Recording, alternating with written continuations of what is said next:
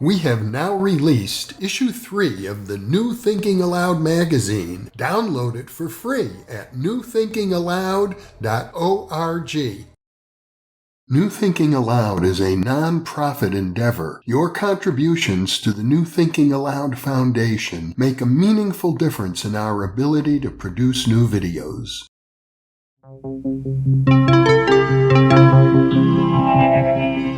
Thinking Aloud.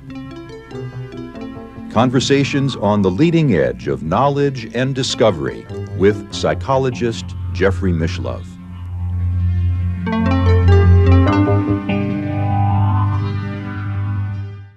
Hello and welcome. I'm Jeffrey Mishlove. Today we'll be exploring the beat generation of poets.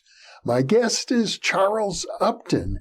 His first 2 books of poetry, Panic Grass in 1968 and Time Raid in 1969, were published by City Lights in San Francisco, known for publishing the works of the great beat poets. And he was regarded, at the time he was still in his teens, as perhaps the youngest member of the beat generation. He subsequently left that world and became engaged in metaphysics and the traditionalist movement, and he is the author of many books that have been discussed previously on this channel. They include Cracks in the Great Wall, UFOs, and Traditional Metaphysics, The Science of the Greater Jihad, Essays in Principial Psychology, The System of the Antichrist, Truth and Falsehood in Postmodernism and the New Age, Vectors of the Counter-Initiation, The Course and Destiny of Inverted Spirituality, The Way Forward for Perennialism After the Antinomianism of Fritjof Schuon, The Alien Disclosure Deception, The Metaphysics of Social Engineering, and Dugin Against Dugin, a traditionalist critique of the fourth political theory. Charles is located in Lexington, Kentucky, and now I'll switch over to the internet video. Welcome, Charles. It's a pleasure to be with you once again. It's been, I think, a few months since we've been together. You can't talk continuously for a year. You have to take a vacation.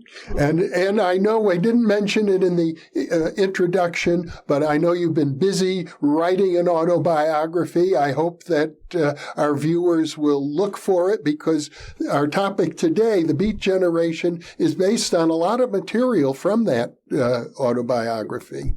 Yeah, the autobiography is called, this is a line I stole from Lew Welch. It's called Giving Myself Away.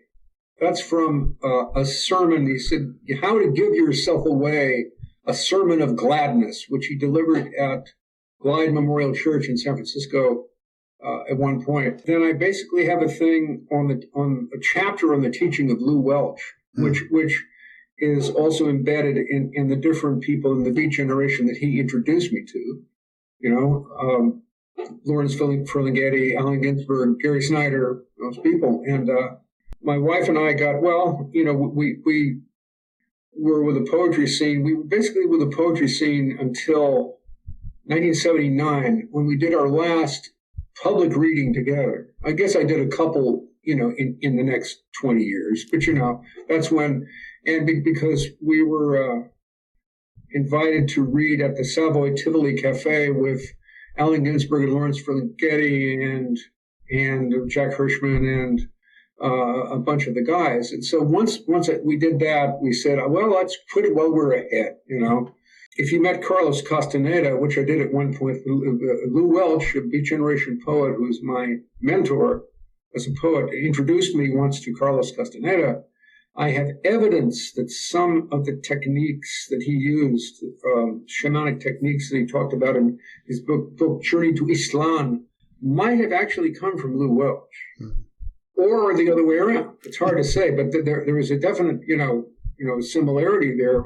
During that period, I was beginning to get involved with, on the edge of things with Tibetan Buddhist Vajrayana teacher Chogyam Trungpa. And Ginsberg was drawing a lot of the hippies and the poets from, it's like people from his generation and from a generation younger, who was me, in the direction of Trungpa. William Burroughs ended up following Trungpa. And so, so I almost got there, and then I said, no. This story is told in a book by Tom Clark called The Great Naropa Poetry Wars, which have to do with the time that Trungpa sent his Vajra guards to seize the well-known poet and translator W.S. Merwin and strip him and his fiancée and haul them before him at a drunken party because they wanted to be alone. The guru wants you, you got to go to see the guru. And they wouldn't do it, so they were disciplined. So this, of course, created a big brouhaha in the whole world of Buddhism and poetry, So the poet Ed Sanders, who was a member of the New York band The Thugs, if you can remember that. I do. He was there, and he started to do an investigation into what happened. And so Trungpa said, well, that's wonderful. Why don't you can do a class at my place, which is Naropa Institute at this point, Naropa University, and a class in investigative poetics, and we'll give you a space and you can investigate it.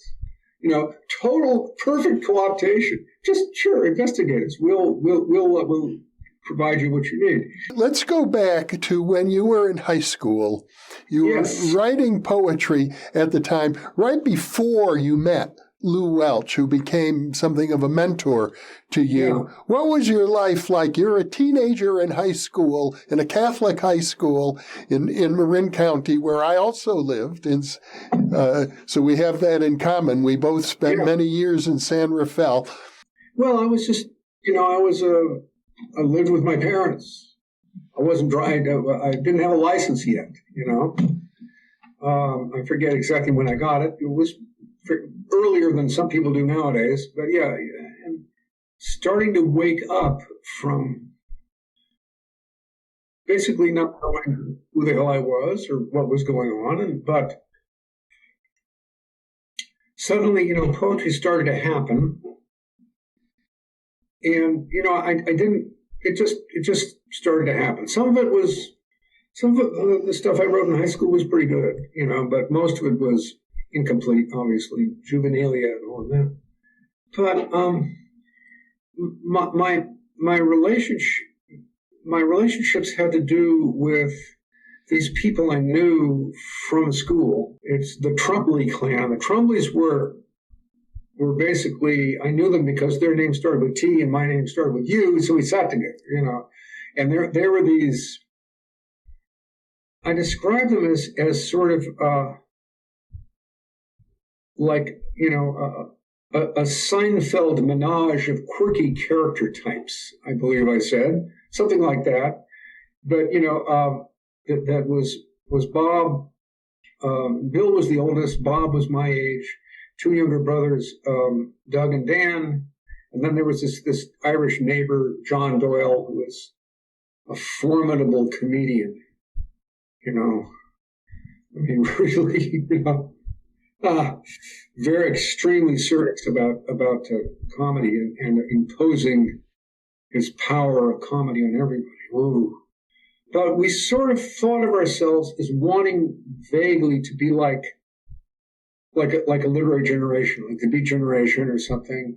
But we weren't that serious, except for me, And the thing is, I was the guy that believed in God and believed in higher consciousness and believed in, and I was the space cadet, and they were, like cynical ex-Catholic Irish apostates, as I call them, who had, humor was their stock and trade. They had a metaphysic of humor, which went to various different levels, and they were just that, basically, you would say they followed James Joyce, whereas I followed W.B. Yeats. That was the difference between us. It was Bill Trumbley, who was hungover one morning and said, well, I've been going to this class at the College of Marin with this guy named Lew Welch, a Beat Generation poet, apparently. And so I'm too hungover to go. Why don't you go in my place? So that's how I met Lew Welch. And, well, talk about a life-changing thing. And quickly, Lew Welch was a serious alcoholic. And like a number of the Beat Generation guys, he was getting his second wind and suddenly a much larger audience during the hippie counterculture. I mean, both he and Gary Snyder were writing manifestos to be published in the San Francisco Oracle and things like that, underground newspaper.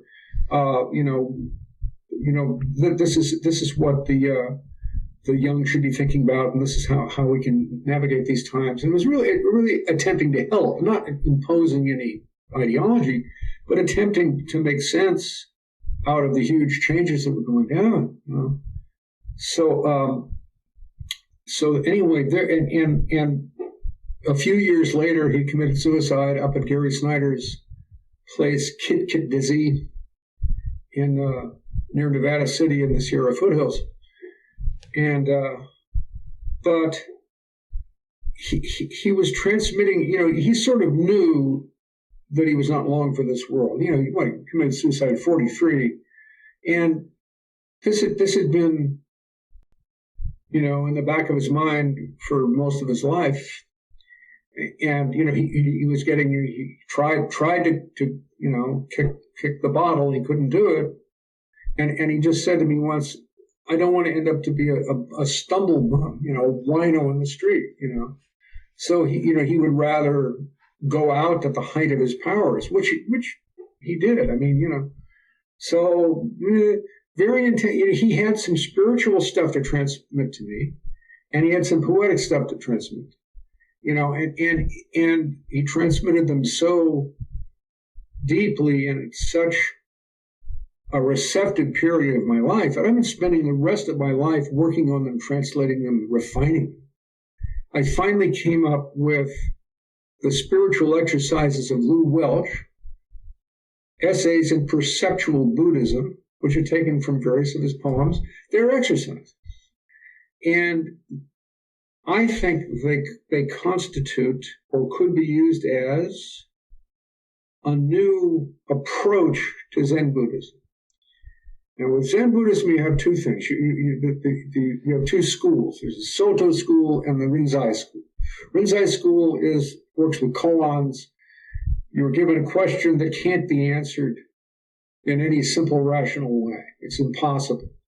So the only way you can answer it is to get beyond the need to make that kind of sense out of things and just respond from your wholeness to it. Whatever you happen to say, that's the right answer. Whereas if you say, what is the sound of one hand clapping? Maybe it's like this, right? No? Oh, no, that's not it. The other one is just sit, Soto Zen. If you sit, you're the Buddha. Just sit, be the Buddha. That's that, And of course, there's much more to it than that, but that's the basic thing. Both of these things have to do with you.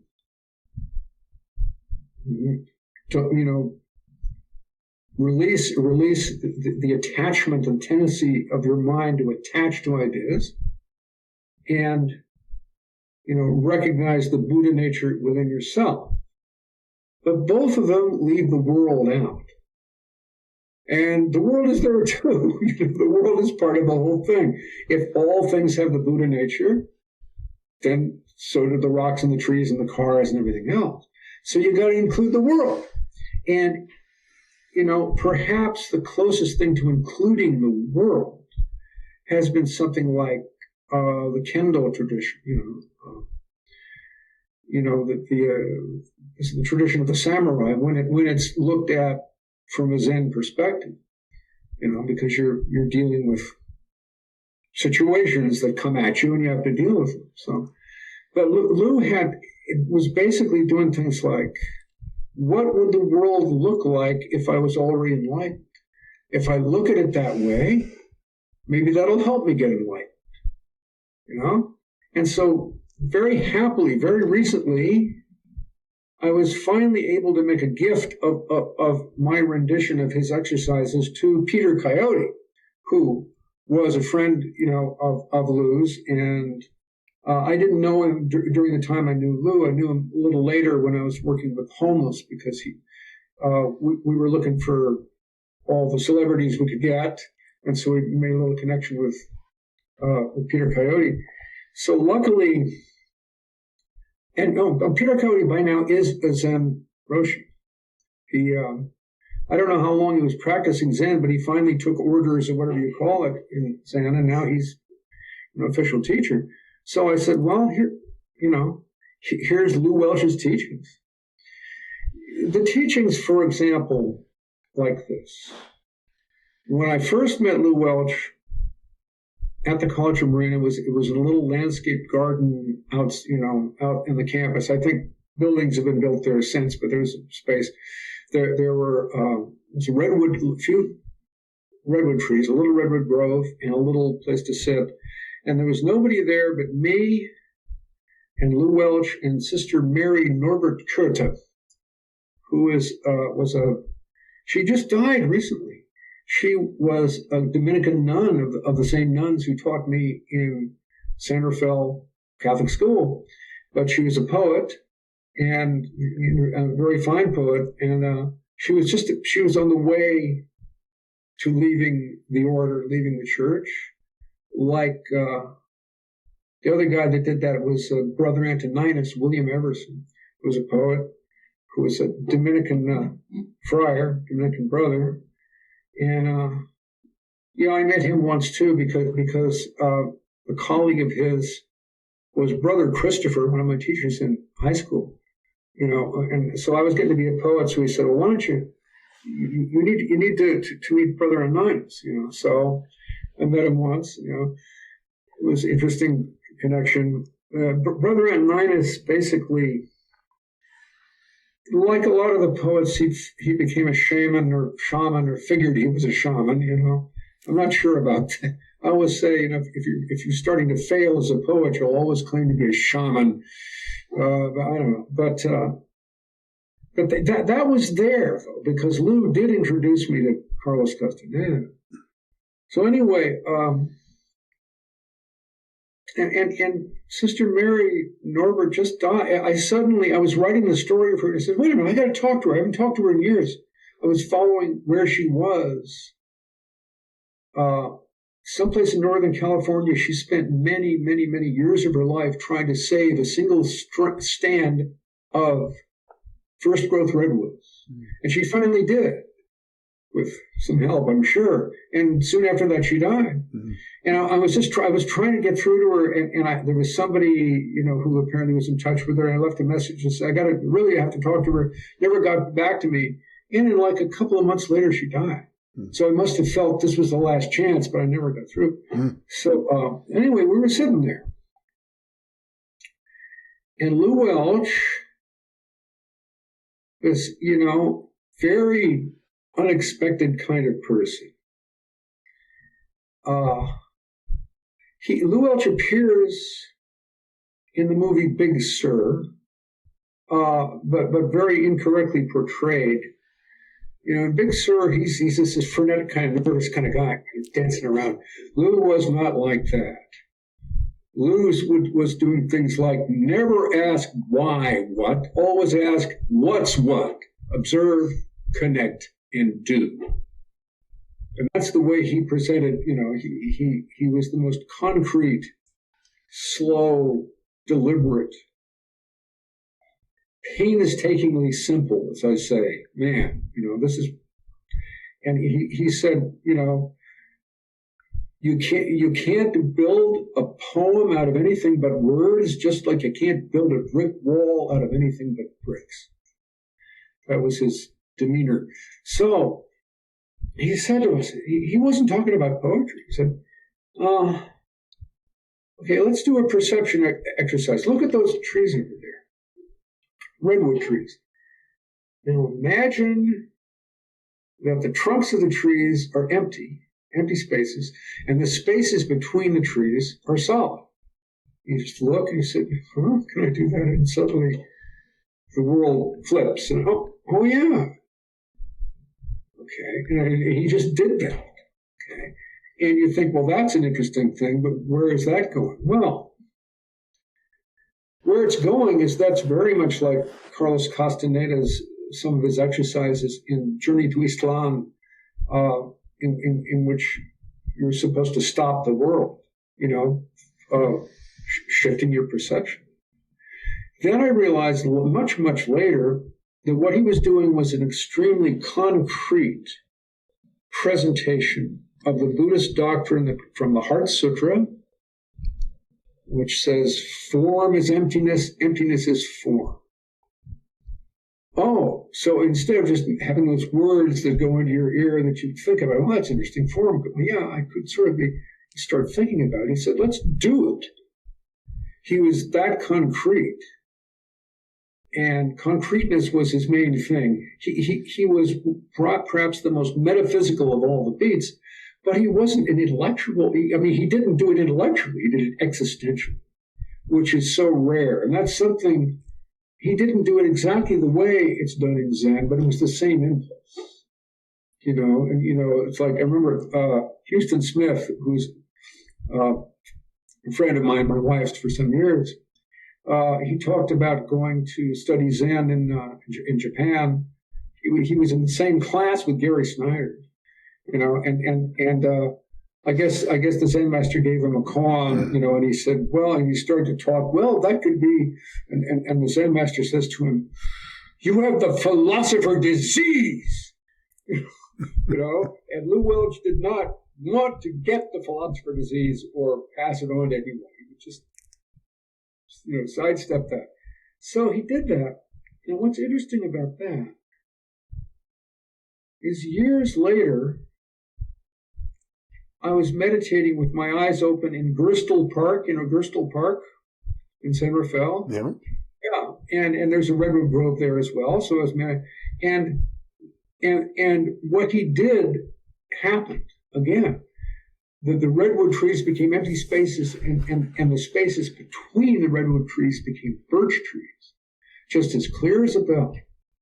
And I was waiting to connect with somebody from this neo-Hindu group called Brahma Kumaris, which he had an office at the Albert Building, which is where my father used to have his dental offices. So. And I was waiting there, meditating, waiting for that. And that's what happened. So I said, obviously, Lew Welch planted a perceptual seed, which really got deep, And it's like, if that can happen to the world, if it can shift like that, well, what is the world? It's not a literal object. And yet, on the other hand, it's not just inside your mind. It's not a fantasy. Because you're seeing that really happen out there. So it's neither, like Ronald Reagan said, have you seen redwood trees? It wasn't like that. And that's all I know what that is. I've got a name for it. It's a redwood tree. Sure. No, I don't have to, learn anything more about that. I got that. No, you don't got that. It's always changing. You're not paying attention, And then the other thing is, it's not just a fantasy in your mind. I see redwood trees turning into birch trees in my mind. No, it's really out there.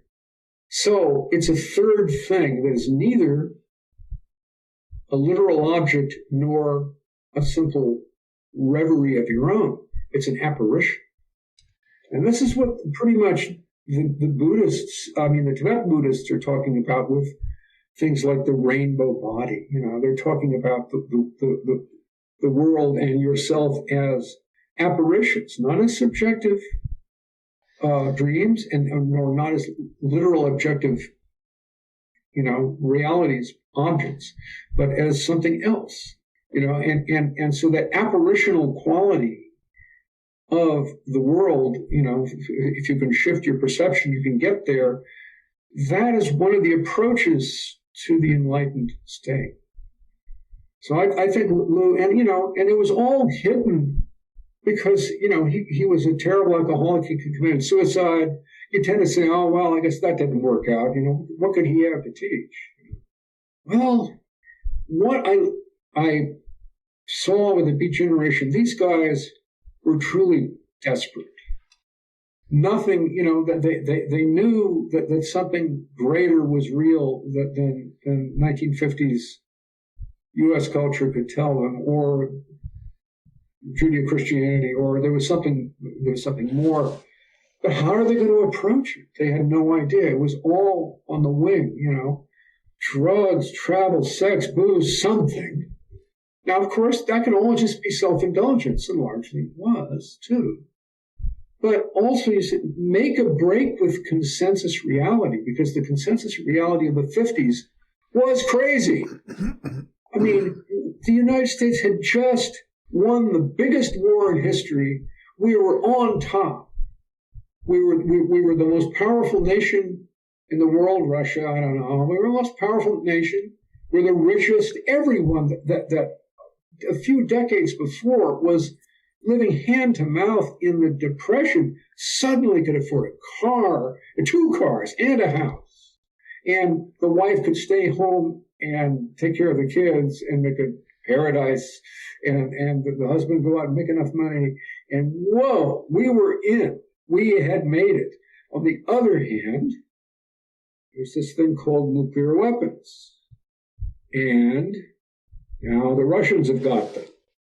And so that cognitive dissonance between the greatest success and the most terrible threat, caused a lot of the people of the 50s just to freeze up and become extremely weird and wooden.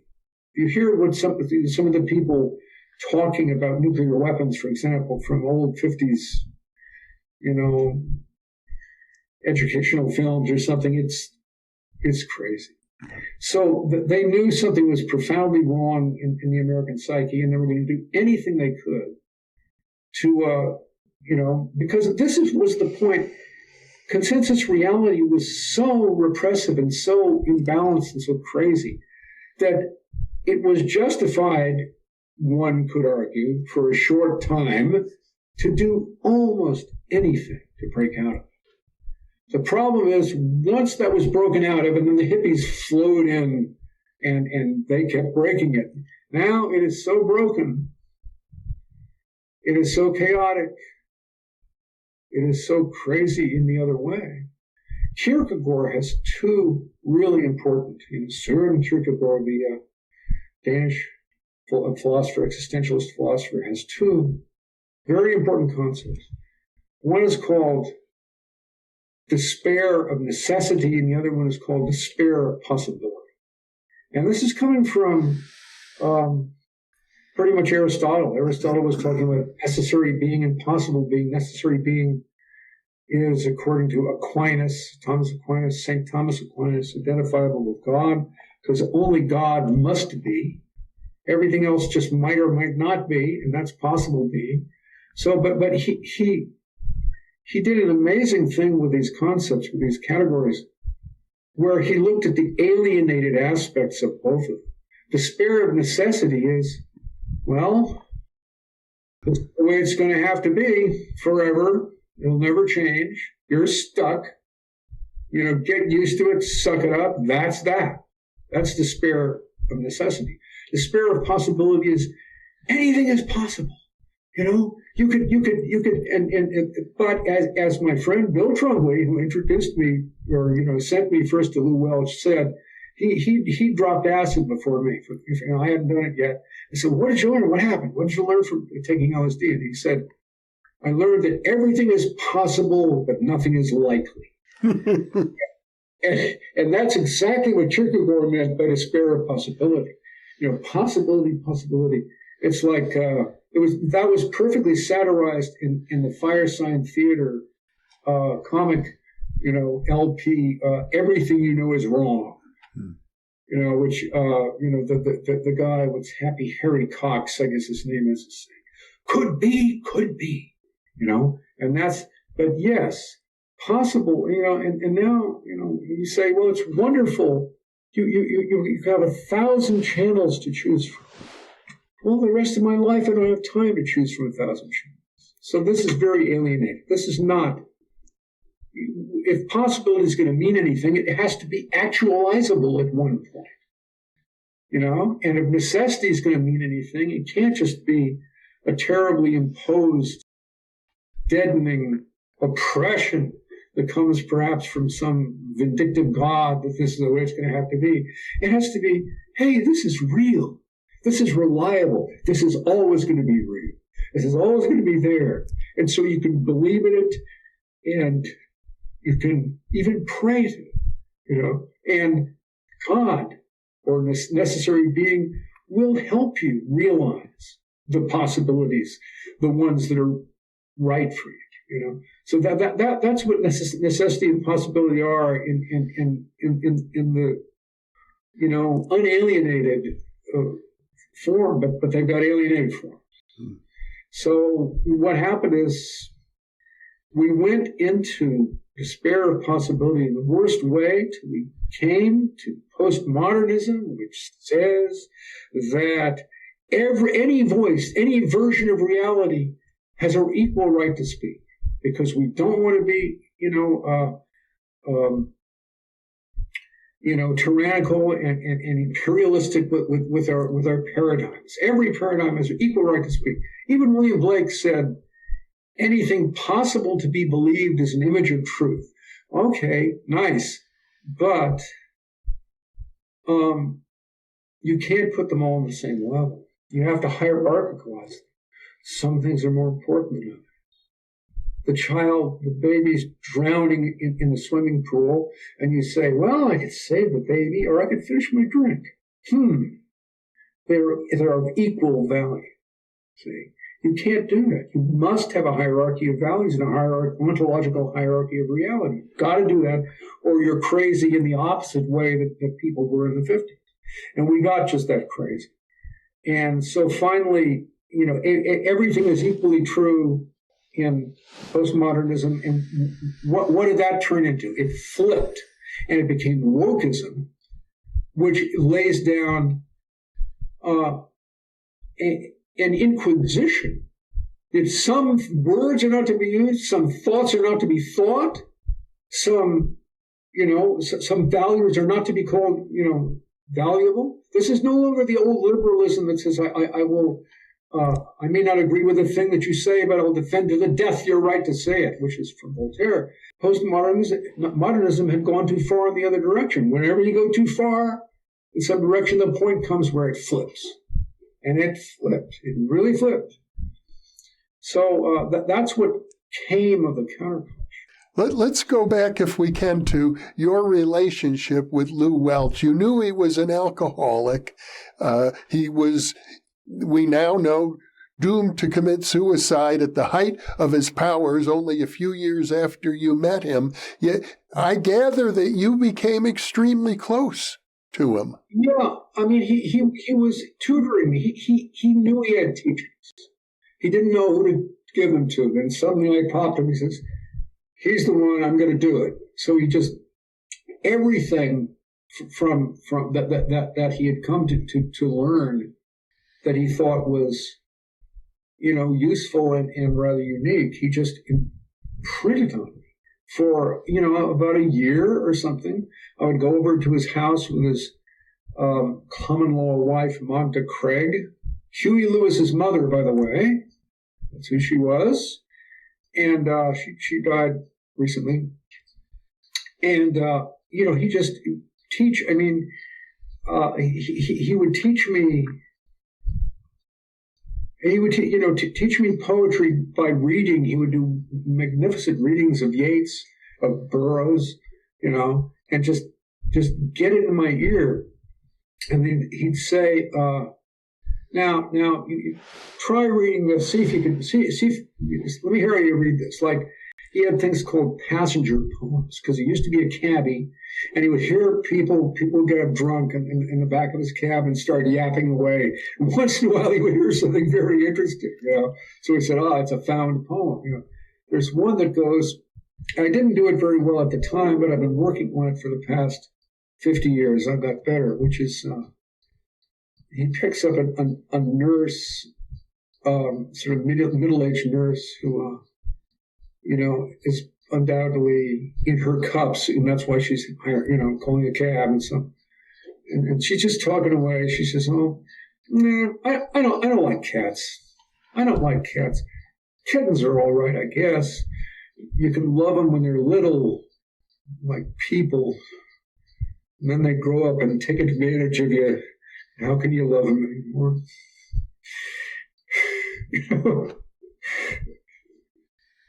Think of what's in that.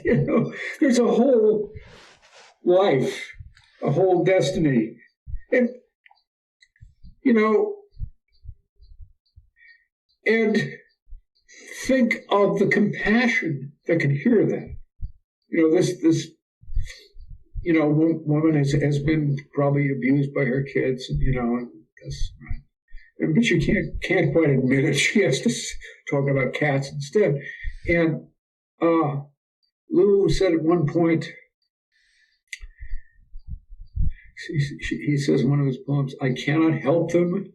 I will not cheat them."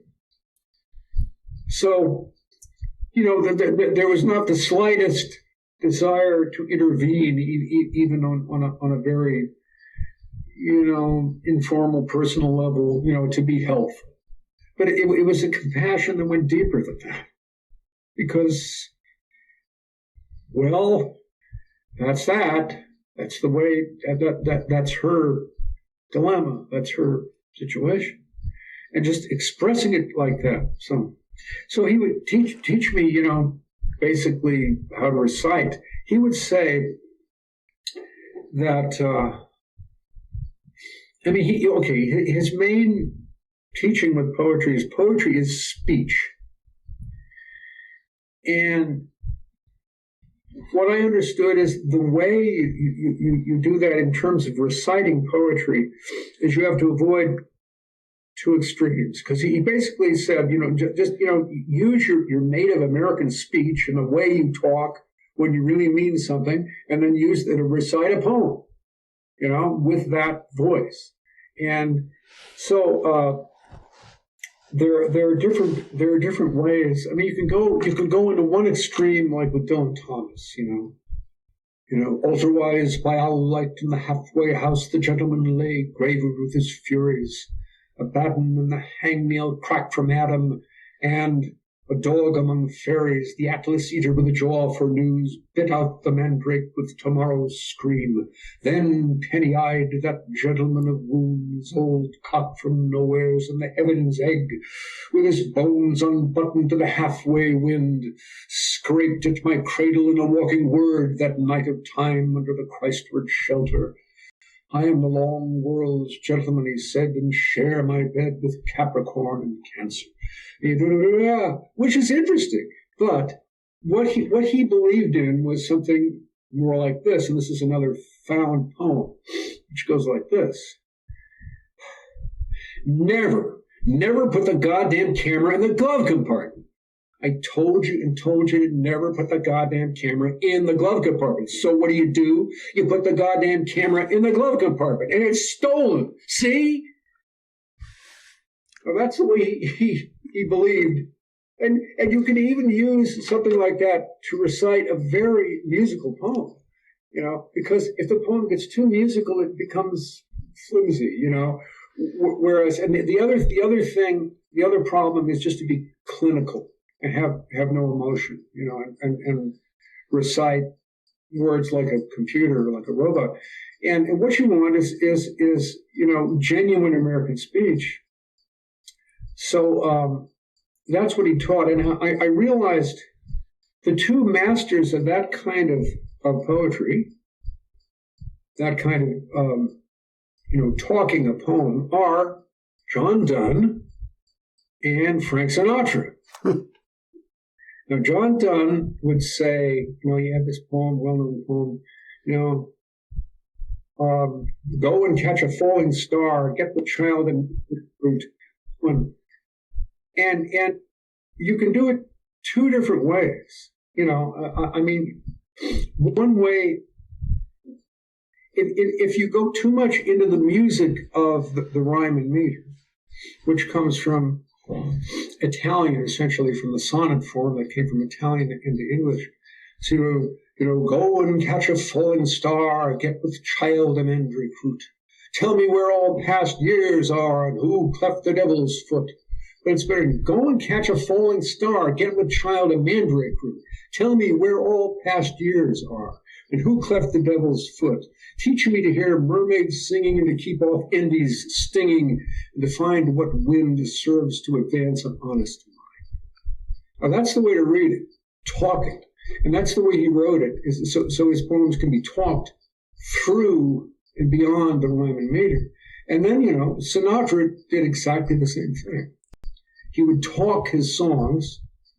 Perry Como, for example, would croon, but he didn't croon. I listened the other night to various versions of Sinatra singing "One for My Baby" and "One More for the Road." And as he got older, when he was young, he was crooning it.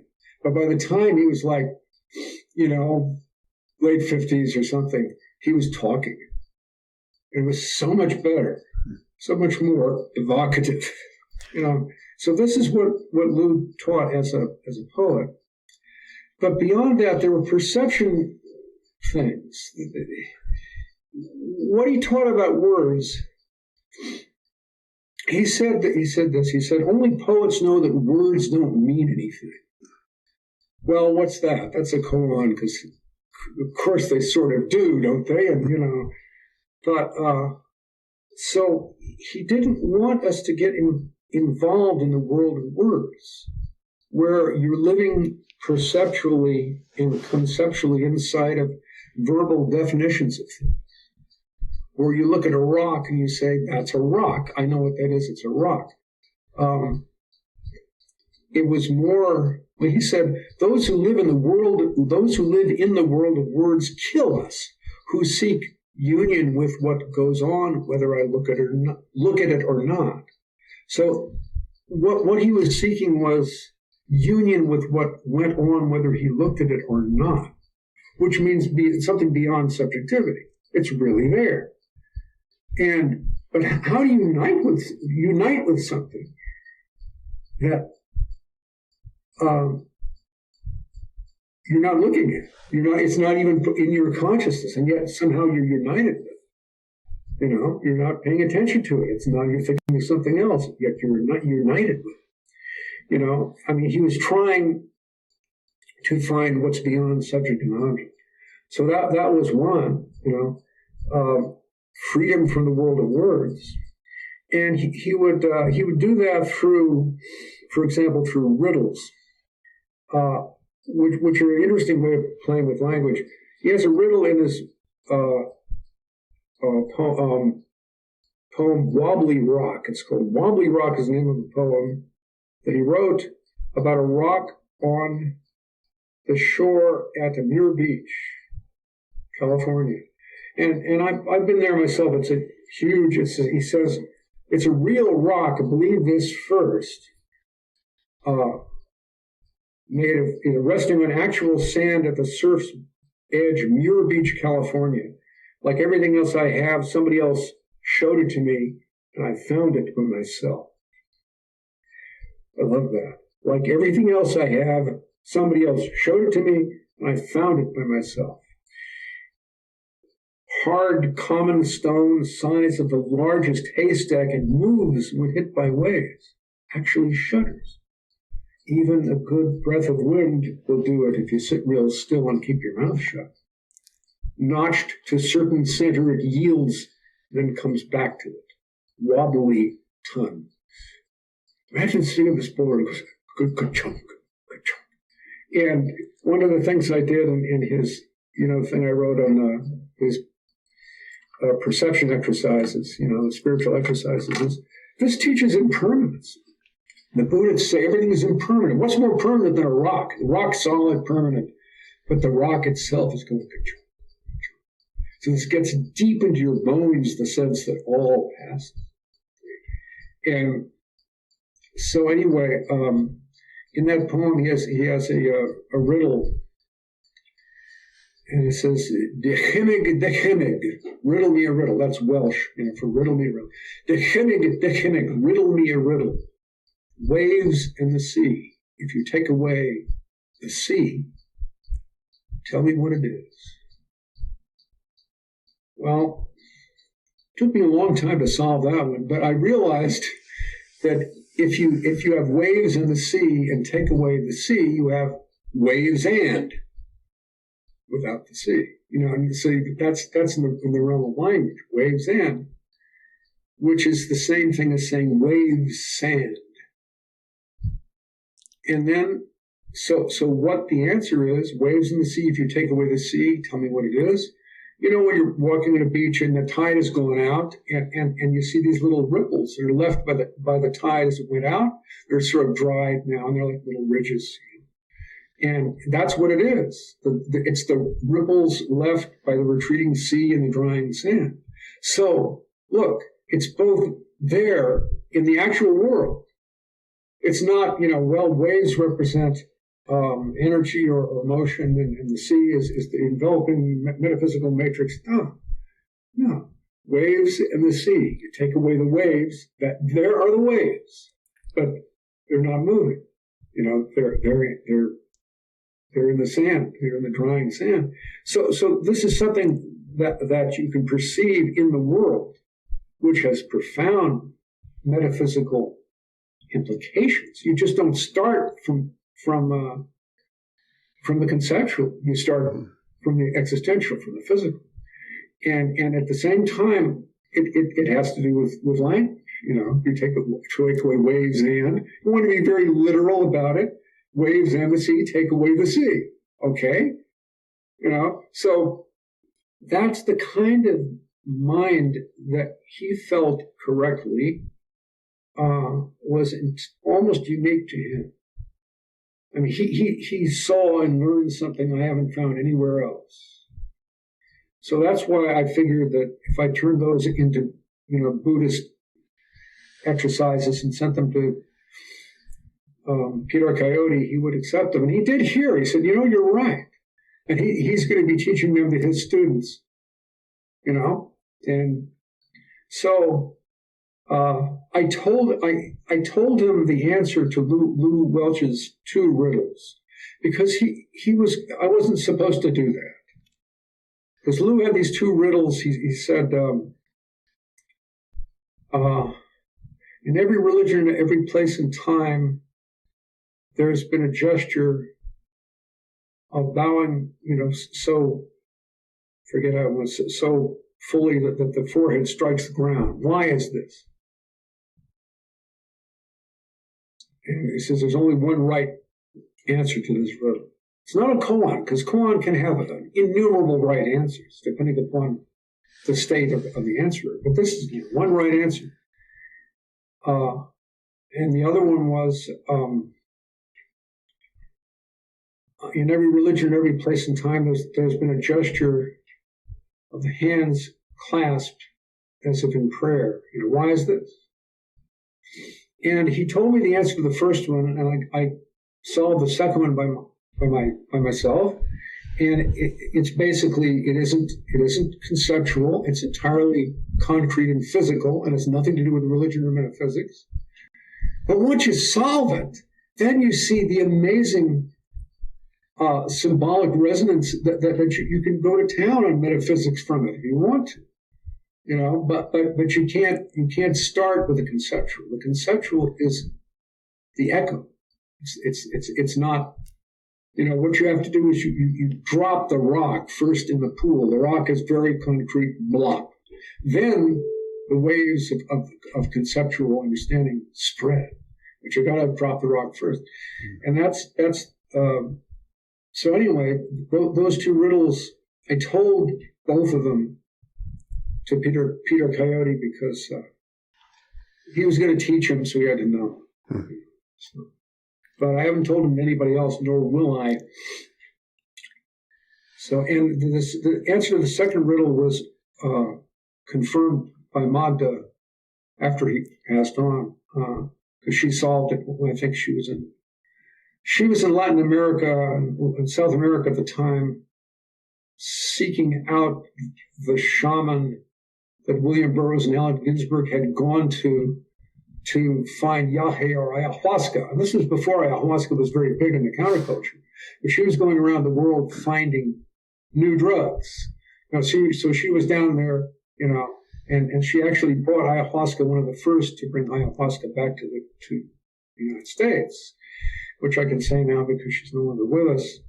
And so which is why when Huey Lewis came out with his song, "I Need a New Drug," we all said, if the stuff that Mog brought back from around the world, Ibogaine from Africa and all this stuff, if that doesn't do it for him, nothing will. So that's the kind of stuff he taught, both verbally and in terms of, basically in terms of what Zen is trying to do, but a different approach. That poem by Gary Snyder, I know, was from a dream. Mm-hmm. Lew Welch just turned up one day, alive as you and me. Damn, well, you didn't die after all. I said, yes, I did, he said. Mm-hmm. Even then I could feel, because Snyder is one of the greatest dream poets. Mm-hmm. I mean, he's got just some of his best poems are straight out of dream. So. Did Lew Welch consider himself a Zen practitioner of any kind? Well, those guys sort of all did. Like the hippies considered themselves yogis, or it was the people who got serious about. Well, Gary Snyder was more serious, and Philip Whalen. Those were the three guys that knew each other at Reed College. Poet Philip Whalen, Gary Snyder, and Lew Welch. So Gary Snyder, who I guess is still alive up there in the Sierra, at 92 or 3, and basically he, as I understand, has been running a very informal Zendo up there. But Philip Whalen actually was ordained as a Zen priest and worked out of the San Francisco Zen Center for a while. So, but Lew was more like Kerouac. Kerouac never joined anything, but he wrote some amazing Buddhist scripture. The scripture of the golden eternity is worthy of being considered a Buddhist sutra. I mean, it's truly, it's not just, he was very serious about that. And so, Lew was trying everything because he was trying to kick the drinking habit. And I mean, I get the idea, there are probably people who know this better than I do, but I get the idea he did psychotherapy, he did Gurdjieff work, I think he even went to Scientology once to see if he could get clear. And, but, to see if he could save his life.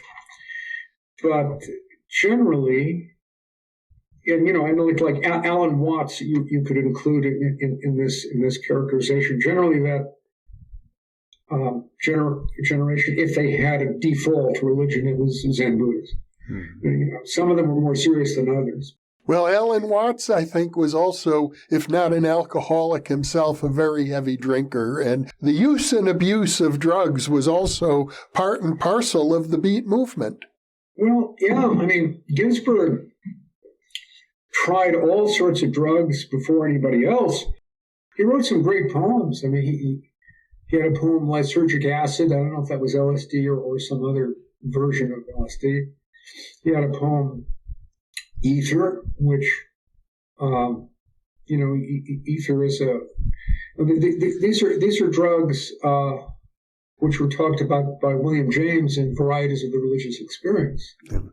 And so Ginsberg's poem, Ether, is an amazing tour de force. I mean, you just want to see the mind going through it's so lucid and so amazing, And then he has got a great poem from LSD, Whale's Visitation, lovely poem. But he was, take different drugs and see what they do and write. Timothy Leary was doing it under more controlled conditions, although I don't know how controlled they really were. But the idea was you need the set and the setting, and slightly more laboratory conditions, if you will, whereas Kesey just says, put it in the punch, everybody take it to the party, wham, But I think there was an idea that if you spread these drugs out to everybody, you could break down the old paradigms of church, family, political identification with this. And then the population becomes, a plastic substance, formless plastic substance that the social engineers can mold into what form they wish. Some people, at least, were thinking it. Mm-hmm. This is a form that goes back to the Fabian socialists. The Fabian socialists were gradualist revolutionaries.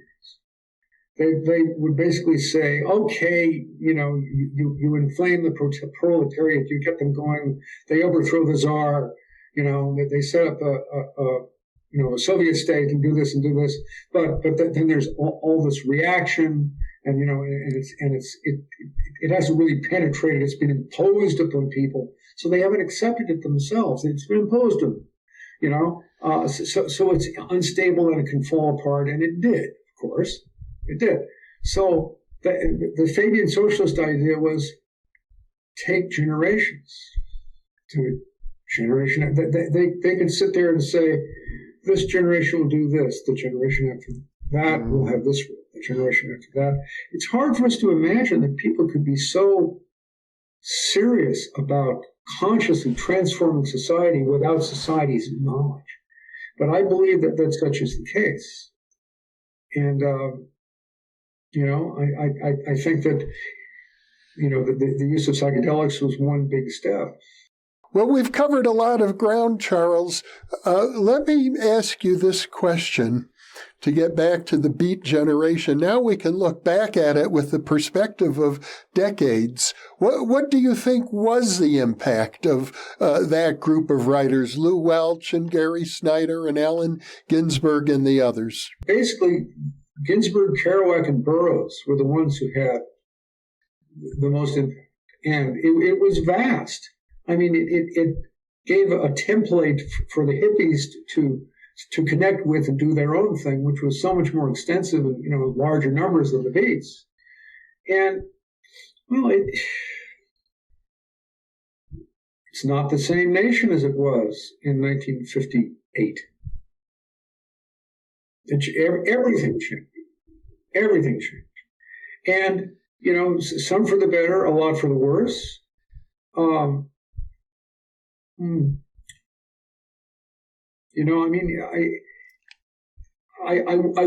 wouldn't say, oh, if only something hadn't happened, because it was going to happen. We're getting to the end of this cycle of manifestation on Earth. That's pretty clear. Look, any direction you want to look in, you see something coming to an end.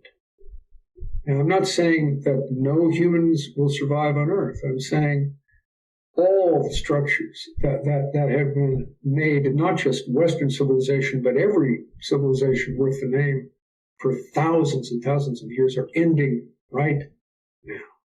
And this was one of the phases of them. And so, do you say, well, it was terrible because it broke down the society we need, because human beings can't live without a viable society, even if it has problems, even if it is narrow-minded in some ways. Is chaos, total chaos, really better?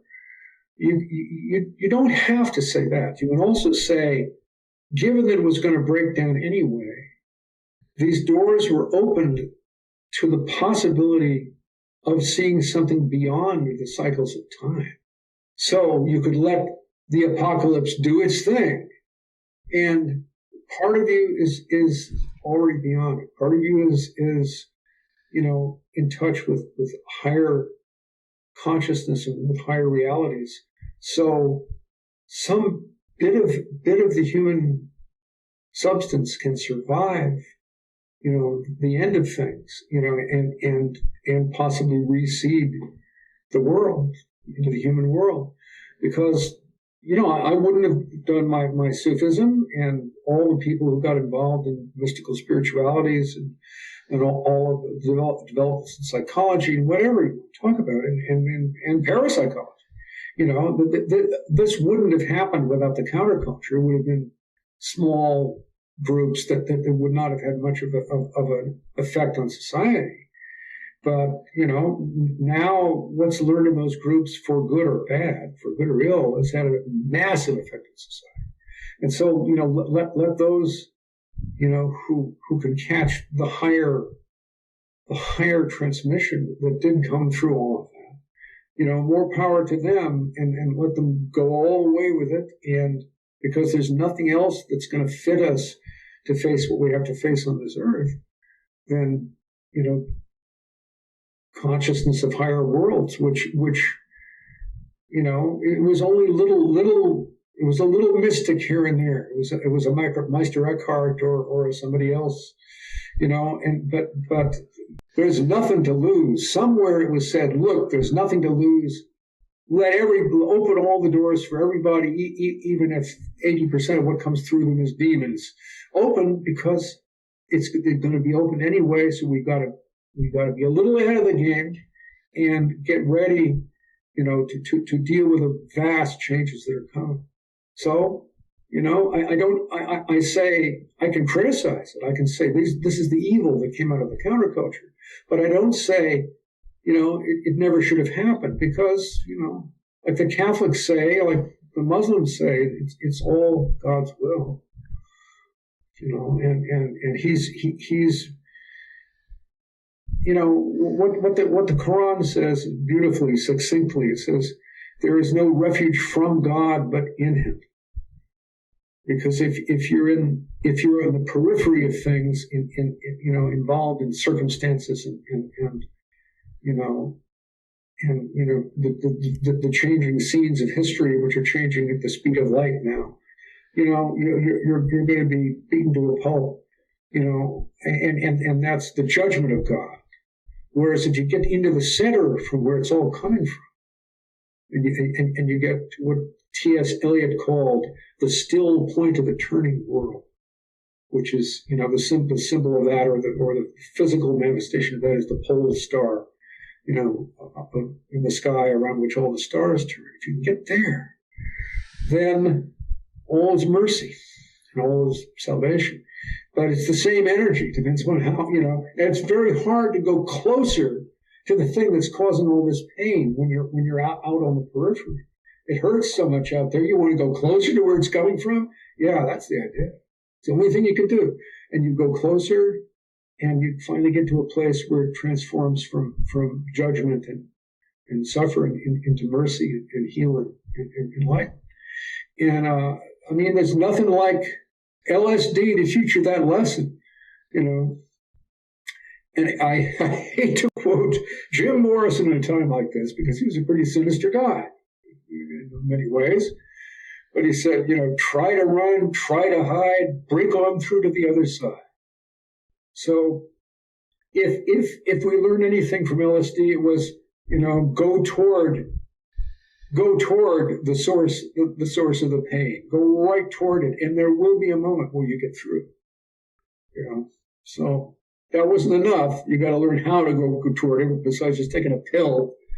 But so it wasn't all evil. Well, Charles Upton, what a magnificent discourse. Thank you. Well, talk I can do. And you do it brilliantly. I'm looking forward to your autobiography being in print, and I'll do everything I can to help promote it.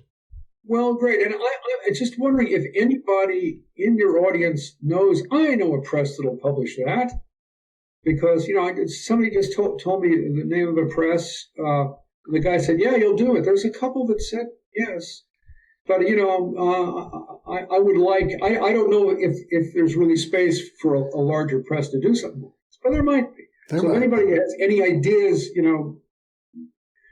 contact Jeffrey and he will contact me. I'll do that. Well, once again, thank you for being with me, and I look forward to future conversations with you. I don't think we've begun to cover, we have just begun to cover all the ground in your magnificent autobiography. Yeah, I will hope there's a few more chapters to come, which I'm not going to put in this edition. Once again, thank you, Charles. And for those of you watching or listening, thank you for being with us. You are the reason that we are here.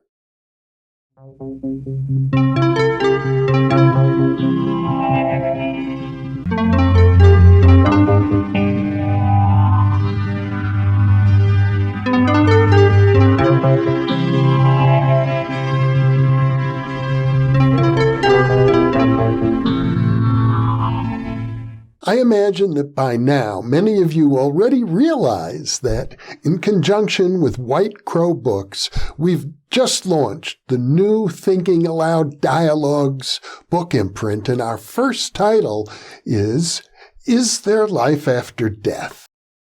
New Thinking Aloud is a non-profit endeavor. Your contributions to the New Thinking Aloud Foundation make a meaningful difference in our ability to produce new videos.